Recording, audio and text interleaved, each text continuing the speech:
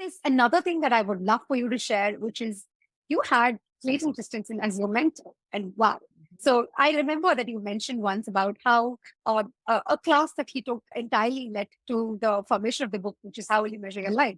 So I would love for the listeners to take some of those lessons that you've learned yourself from him and the kind of conversations the both of you had. And this is my exact fangirling moment as well. So yeah.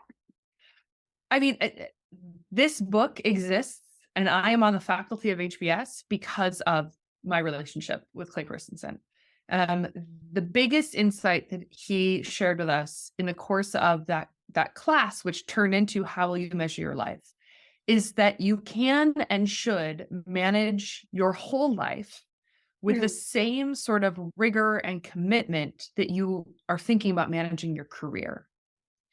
And a lot of the tools and frameworks that he had been teaching us that semester about managing businesses and commensurately managing careers could apply to our lives.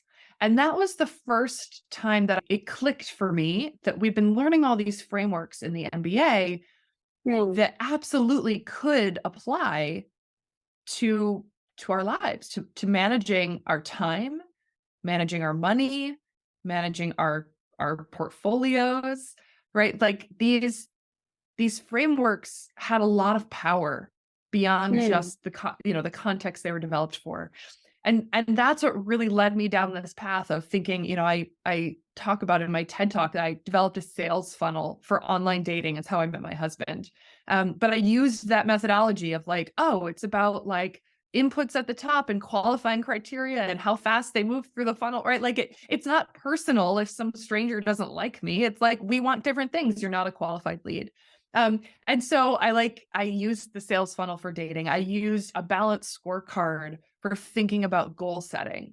I used the idea of a board of directors, but thinking about my personal board of directors rather than like imagining there's one mentor somewhere, this magic mentor who's going to like open all of my doors and like make sure that my career is amazing. You're like, no, that doesn't exist.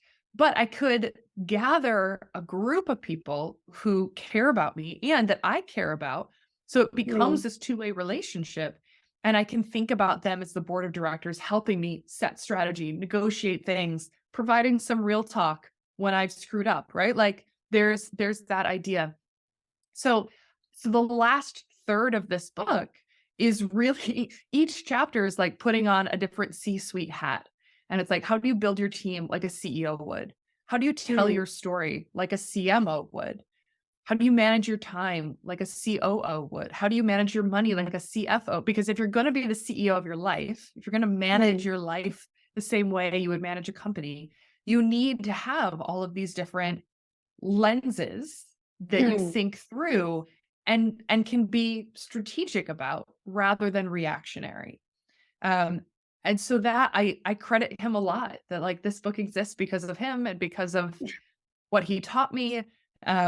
And I'm really grateful that I got that chapter of my life. He passed in early 2020, just before the pandemic started. And one of the last things that I did before lockdown was get to go to his memorial service.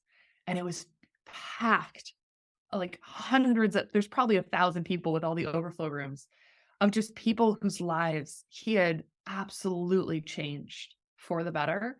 And I'm really grateful. That was like one of my last in-person memories before our lives all shrunk down to our living rooms for a little while, because he was just an incredible man.